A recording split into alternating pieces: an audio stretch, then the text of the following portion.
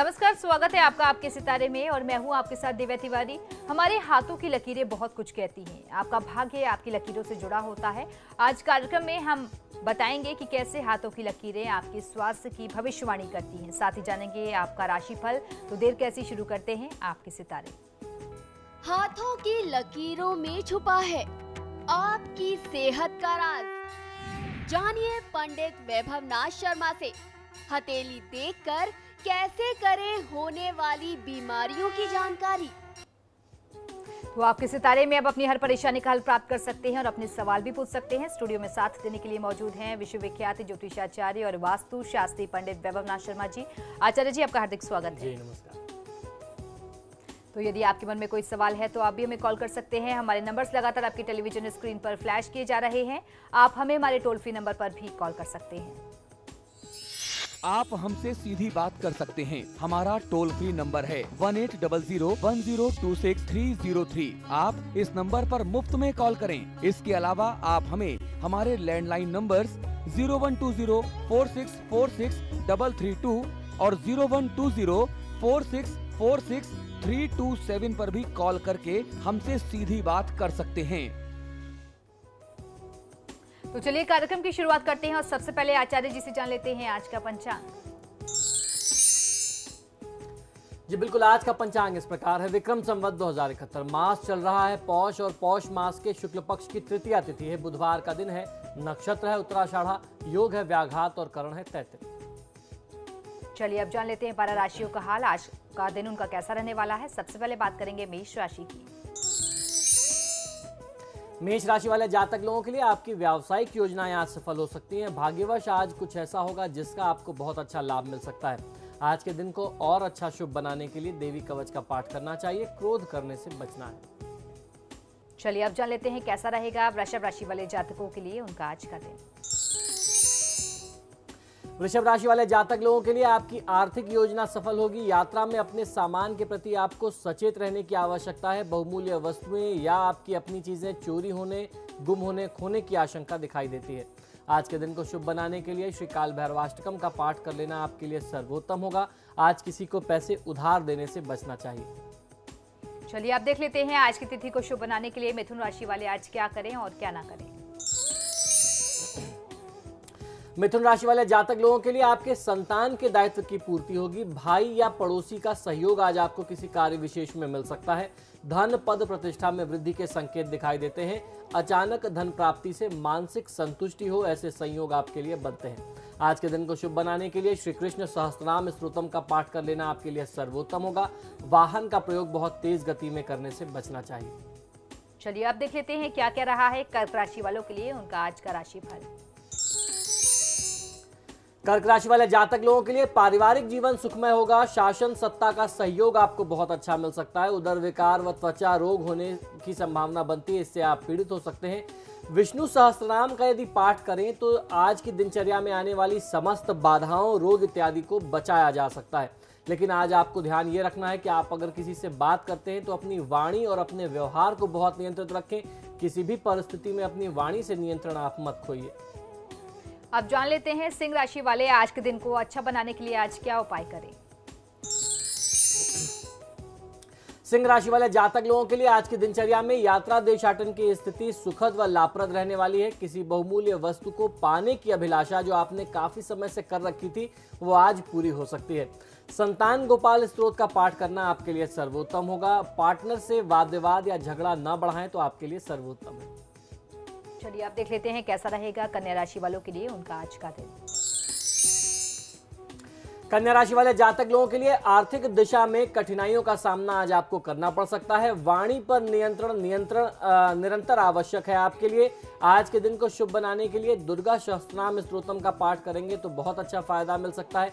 आपको ध्यान ये रखना है कि अगर कोई अतिथि, कोई आगंतुक आपके घर आए तो उसे आप खाली हाथ विदा न करें। और अब एक कॉलर नागौर से हमारे साथ जुड़ गए हैं, राकेश जुड़ गए हैं। राकेश, अपना सवाल पूछिए। पंडित जी नमस्कार। जी नमस्कार, बताइए। सर मेरा एक लड़का है, वो तकरीबन 8 साल का होगा। उसकी डेट ऑफ बर्थ है 5 नवंबर 2005 जी। और जन्म है सुबह के 9:45 बजे। जी।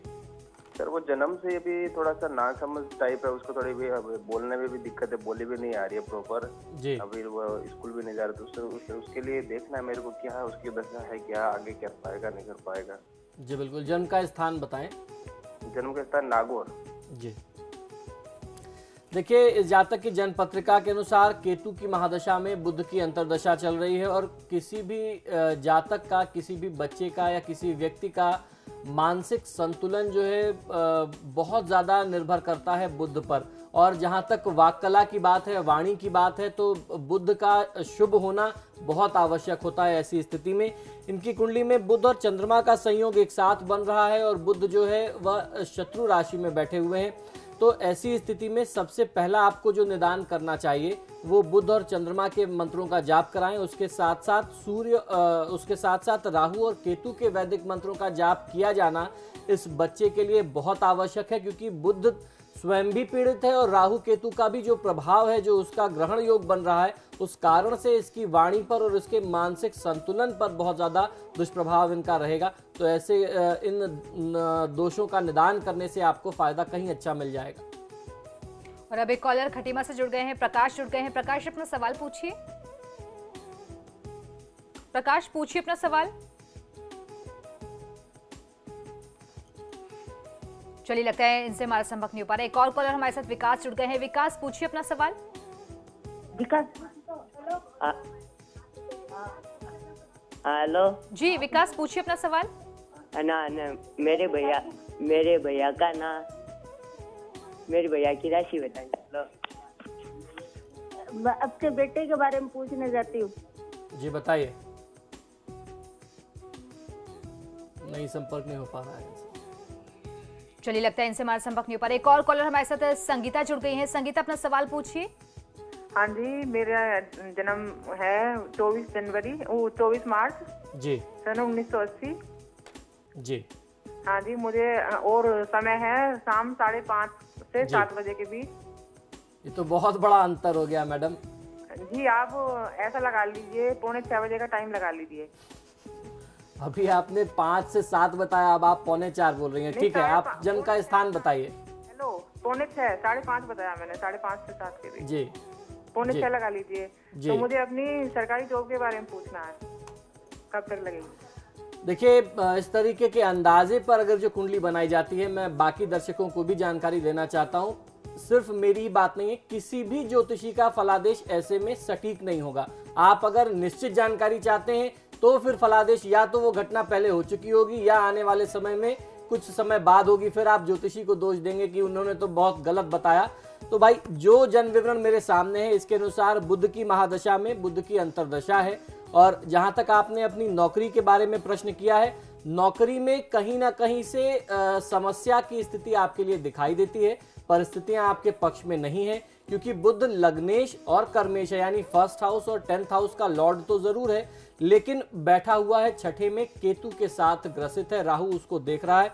और आपके जन्म पत्रिका में 12वें स्थान में 4 ग्रहों का बहुत अशुभ संयोग बन रहा है, जिसमें 4 प्रमुख ग्रह एक साथ आ गए हैं। शनि है, बृहस्पति है, मंगल है और राहु है। तो ऐसी स्थिति में परिस्थितियां बहुत आपके पक्ष में नहीं है। आप महादेव की पूजा आराधना करें, या यूं कहा जाए कि शिव परिवार की पूजा आराधना करें, तो आपको फायदा मिलेगा।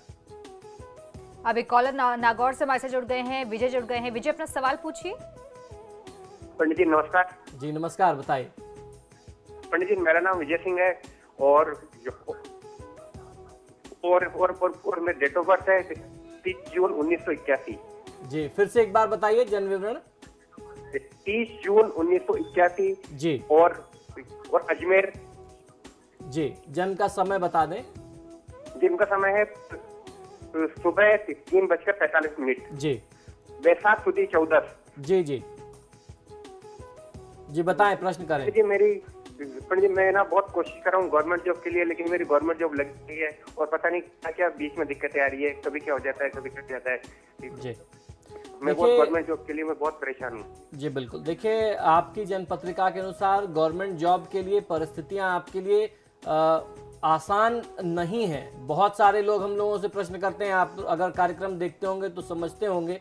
और 99% लोगों की कुंडली में सरकारी नौकरी के योग नहीं होते। आपकी कुंडली वैसी नहीं है, आपकी कुंडली में सरकारी नौकरी मिल सकती है, लेकिन बहुत ज्यादा संघर्ष होगा। तो जब तक आपका ये संघर्ष चल रहा है तब तक आपके लिए सुझाव देता हूं कि आप किसी प्राइवेट सेक्टर में नौकरी करते रहें और उसके बाद सरकारी नौकरी के लिए प्रयासरत रहें, तो आपका जीवन चलता रहेगा। आपको बहुत ज़्यादा अर्थाभाव का सामना नहीं करना पड़ेगा, अन्यथा आपकी आर्थिक स्थिति बहुत खराब होने की संयोग और लक्षण अब बनने जा रहे हैं। तो ऐसे में अपनी आर्थिक स्थिति का ध्यान रखते हुए परिवार पालना, आजीविका पालन करते रहिए और उसके बाद सरकारी नौकरी के लिए प्रयास करें। भगवान विष्णु और भगवान गणेश, इन दो देवताओं की अगर आप पूजा आराधना करेंगे, आपकी कुंडली से आपके समझ लीजिए कि कुंडली का मूल यही है, भगवान विष्णु और भगवान गणेश की पूजा आराधना करना। इनको आप अपना इष्ट देव समझ सकते हैं या जो भी आप समझे, इनकी पूजा आराधना से ही आपके लिए रास्ता जीवन में निकलेगा। भविष्य अगर उज्जवल होना है तो इन्हीं की कृपा से होना है। एक कॉलर अब हल्द्वानी से जुड़ गई हैं, खुशबू जुड़ गई हैं। खुशबू, अपना सवाल पूछिए। जी गुरुजी नमस्कार। जी नमस्कार, बताइए। जी मैं अपनी बहन के हस्बैंड के बारे में पता करना चाहती हूँ। उनकी जन्म तिथि है 24 मई 1986। जी 1986। समय है सुबह 6:05। जी। और स्थान है मोदी नगर, मेरठ। जी जी मैं बस इनके बारे में जानना चाहती हूँ। फिलहाल तो अभी मतलब संतान के बारे में थोड़ा परेशान है। 2-3 साल हो गए हैं अभी जी विवाह को, संतान नहीं हो रही है। दूसरा समय इनके मतलब आगे के क्या कारण है गुरुजी बताइए, मतलब क्या परेशानी है इनके में कि काम सही से नहीं हो पा रहे हैं, सही से स्वास्थ्य सही नहीं रहता है इनका जी। तो इनके भविष्य के बारे में, थोड़ा संतान के बारे में बताइए जी। देखिए, इनकी जन्म पत्रिका के अनुसार केतु की महादशा में राहु की अंतर्दशा चल रही है और राहु केतु ऐसे ग्रह हैं कि अमूमन बहुत ज़्यादा एक जनसंख्या के लिए ये अशुभ ही सिद्ध होते हैं। बहुत कम ऐसे लोग हैं जिनको इनकी शुभता मिलती है और जिनको इनकी शुभता मिलती है वो आदमी फिर लाखों में एक होता है।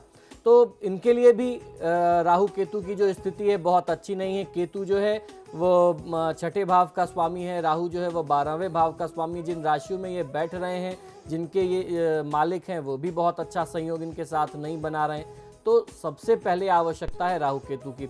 और ये बात हम अक्सर कहते हैं, ये बात मैं हमेशा दोहराता हूँ कि जब भी संतान पक्ष के बारे में बात करना होता है तो आप एक आदमी की कुंडली देख करके, एक पक्ष को देख करके आप निर्णय नहीं कर सकते। तो इनकी कुंडली से विलंब की स्थिति दिखाई देती है। राहु केतु उसमें कहीं ना कहीं से बाधा देंगे, कहीं ना कहीं से संतान हानि होगी, मिसकैरेजेस, अबॉर्शन की स्थिति आएगी, ऐसा संयोग बनता है। बाकी सही मायने में संतान प्राप्ति कब होगी वो तब कहा जा सकता है जब पति पत्नी दोनों का एक समान रूप से कुंडली का मिलान किया जाए, फिर कोई फलादेश हो। और उदयपुर से एक कॉलर अब हमारे साथ रुचिका जुड़ गई हैं। रुचिका, अपना सवाल पूछिए। नमस्कार पंडित जी। जी नमस्कार, बताइए। मेरा जन्म 1 जुलाई 95 में हुआ है, 4:10 पे जी।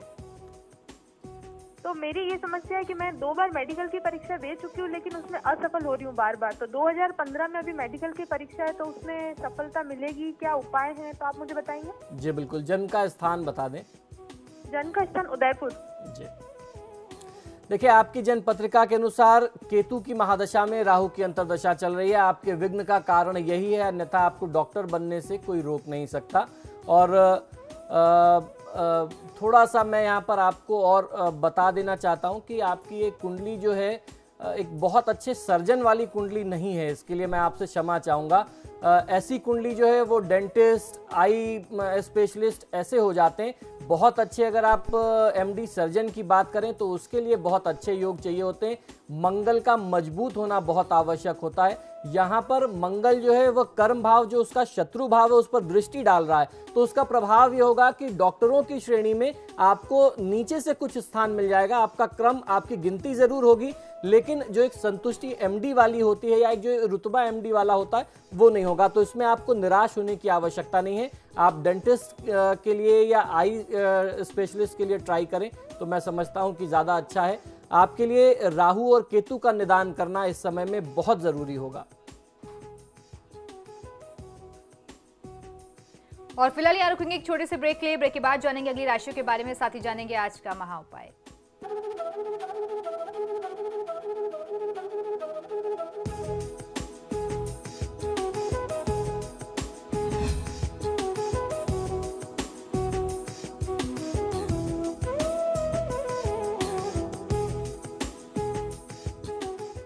ब्रेक के बाद एक बार फिर से आपका स्वागत है। चलिए अब बढ़ते हैं अगली राशि की ओर, जान लेते हैं कैसा रहेगा तुला राशि वालों के लिए उनका आज का दिन।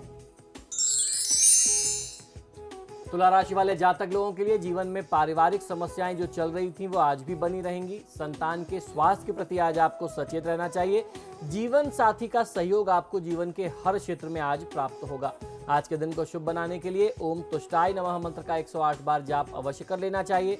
आज धन का खर्च बहुत अधिक करने से बचना चाहिए। चलिए तो अब देख लेते हैं क्या कह रही है वृश्चिक राशि वालों के लिए उनकी आज की राशि। वृश्चिक राशि वाले जातक लोगों के लिए आपकी व्यावसायिक योजनाएं सफल होंगी। धन पद प्रतिष्ठा में वृद्धि के संकेत मिलते हैं। रुपए पैसे के लेन देन में आज आपको थोड़ी सी सावधानी रखनी चाहिए। आज के दिन को शुभ बनाने के लिए ओम दयायुताय नमः मंत्र का 108 बार जाप कर लेना आपके लिए सर्वोत्तम होगा। आत्मविश्वास में किसी भी प्रकार से कमी मत होने दीजिए। अब जान लेते हैं धनु राशि वाले जातकों का आज का दिन कैसा रहने वाला है। धनु राशि वाले जातक लोगों के लिए रोजी रोजगार की दिशा में प्रगति होगी। उपहार व सम्मान का लाभ मिलेगा। आय और व्यय में संतुलन बना करके रखने की आवश्यकता है।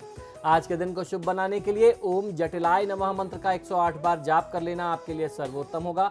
आज किसी से बहुत बड़ी उम्मीद नहीं रखनी चाहिए।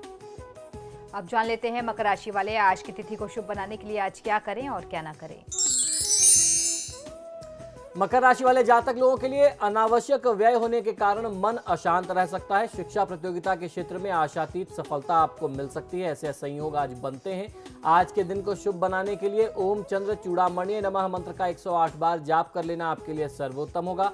आज रात्रि काल में आपके लिए कुछ सावधानियां हैं। आपको ध्यान ये रखना है कि बालों में तेल लगा करके घर से बाहर मत जाइए। अब देख लेते हैं कुंभ राशि वाले आज के दिन को शुभ बनाने के लिए आज क्या करें और क्या ना करें और कैसी है उनके सितारों की चाल। कुंभ राशि वाले जातक लोगों के लिए आपकी आर्थिक स्थिति में सुधार होगा। स्वास्थ्य के प्रति सचेत रहने की आवश्यकता है। भाग्यवश कुछ ऐसा होगा जिसका आपको बहुत अच्छा लाभ मिल जाए। आज के दिन को शुभ बनाने के लिए ओम चतुर्मूर्तिने नमः मंत्र का 108 बार जाप कर लेना आपके लिए सर्वोत्तम होगा। काले वस्त्र का प्रयोग आज करने से बचना चाहिए। अब बात करेंगे आखिरी राशि की। देख लेते हैं क्या कह रहे हैं मीन राशि वालों के लिए उनके आज के सितारे। मीन राशि वाले जातक लोगों के लिए कार्यक्षेत्र या व्यवसायिक क्षेत्र में कठिनाइयों का सामना आज आपको करना पड़ेगा। शासन सत्ता का सहयोग आपको बहुत अच्छा आज मिल सकता है। आज के दिन को शुभ बनाने के लिए ओम चतुर्बाहवे नमः मंत्र का 108 बार जाप कर लेना आपके लिए सर्वोत्तम है। अधिक तेज गंध वाले सेंट इत्र परफ्यूम का प्रयोग आज करने से आपको बचना चाहिए। चलिए तो ये तो था राशियों का हाल। अब आचार्य जी से जान लेते हैं आज का महा उपाय। जी बिल्कुल, आज के महा उपाय में हम लोग चर्चा करने वाले हैं हस्तरेखा विज्ञान पर। जी हाँ बिल्कुल, पामिस्ट्री के बारे में, क्योंकि हमारे हाथों की लकीरों में भी छुपा होता है हमारे जीवन से जुड़ा हुआ बहुत सारा राज। तो आज हम अपने हाथों की लकीरों से अपने स्वास्थ्य, अपनी सेहत को कैसे समझें, इसके बारे में चर्चा करने जा रहे हैं। हमारे धर्मशास्त्रों में कहा गया है कि आत्मा रक्षितो धर्मः, यानी अपने स्वास्थ्य की रक्षा करना ही सबसे बड़ा धर्म है। यह कथन पूरी तरह सच भी है, क्योंकि अगर आपकी सेहत अच्छी नहीं होगी तो आप अपने किसी भी कर्तव्य का पालन सही तरीके से नहीं कर सकते हैं।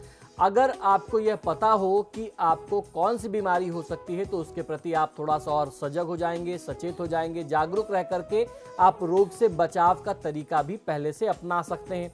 तो आज हम इसी बारे में चर्चा करने वाले हैं। आज मैं आपको हाथों को देख करके होने वाली बीमारियों की जानकारी देने जा रहा हूं, ताकि आप उस रोग से बचाव का तरीका स्वयं कर लें और स्वयं को रोगमुक्त रख पाएं।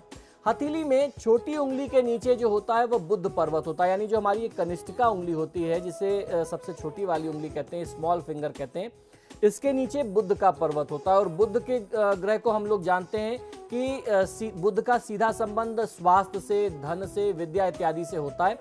इस पर्वत पर हथेली में किसी भी स्थान से चल करके कोई रेखा आती हो तो उस रेखा को स्वास्थ्य की रेखा कहते हैं। स्वास्थ्य रेखा जितनी साफ और स्पष्ट होगी, व्यक्ति की सेहत उतनी अच्छी होगी, उतना ही व्यक्ति जो है सेहतमंद होगा। अगर स्वास्थ्य रेखा जंजीर नुमा है, यानी उसमें कुछ जाले से बने हुए हैं, तो व्यक्ति को खान पान का ध्यान रखना चाहिए, क्योंकि इन्हें अपच और पेट संबंधी रोग होने की संभावना बहुत ज़्यादा रहती है। इनका डाइजेशन जो है, इनका हाजमा जो है वो हमेशा खराब रहता है। स्वास्थ्य रेखा देखने में पीली हो तो बाहर के खाने एवं अधिक तैलीय और मसालेदार चीजों से परहेज करना चाहिए, यानी बहुत चिकना तला खाने से बचना चाहिए। आपको पीलिया या लीवर से संबंधित समस्याएं होने की आशंका जो है वो बनी रहती है, ये उसी चीज को दर्शाता है। स्वास्थ्य रेखा का रंग अगर बीच में लाल हो तो आपको स्वास्थ्य के मामले में जोखिम लेने से बचना चाहिए, क्योंकि छोटी मोटी स्वास्थ्य से जुड़ी हुई परेशानियां आपको निरंतर लगी रहती हैं। जिनकी हथेली में स्वास्थ्य रेखा पूरी तरीके से लाल होती है उन्हें वृद्धावस्था में गुप्तांगों से संबंधित कुछ गंभीर रोग होने की आशंका होती है। आरंभ में, जीवन के आरंभ में लाल रेखा होना वह हृदय रोग को दर्शाती है, और जिनकी ये जो स्वास्थ्य रेखा है अगर शुरुआत में ही स्टार्ट में रेड हो जाए तो वो भी हार्ट से संबंधित प्रॉब्लम, हार्ट डिजीजेस दिखाती है। और अगर लास्ट में जाकर के लाल हो रही है तो वो सिर से संबंधित सिरदर्द की शिकायत, या अगर ज्यादा लाल है, कुछ गाढ़ा सा लाल दिखता है तो वो न्यूरो से रिलेटेड कोई प्रॉब्लम आपको दर्शाती है। तो इस तरीके से आप अपने स्वास्थ्य को स्वयं चेक कर सकते हैं, परीक्षण कर सकते हैं। ये बहुत सरल, बहुत आसान तरीका है और उससे संबंधित आप एहतियात पहले से बरत सकते हैं। सावधानी रखेंगे तो सबसे अच्छा है। कहा भी जाता है कि सावधानी में ही बचाव है, तो अपने स्वास्थ्य का ध्यान स्वयं रखिए। तो ये था हमारा आज का महाउपाय। इसी के साथ ही हमारे आज की कार्यक्रम में फिलहाल इतना ही। बहुत बहुत शुक्रिया आपका दर्शकों में कॉल करने के लिए। आचार्य जी आपका भी बहुत बहुत शुक्रिया स्टूडियो में आने के लिए। जी धन्यवाद। तो आपके सितारे में फिलहाल इतना ही। वक्त तो चला एक छोटे से ब्रेक का। ब्रेक के उस पार भी खबरों का सिलसिला लगातार जारी है।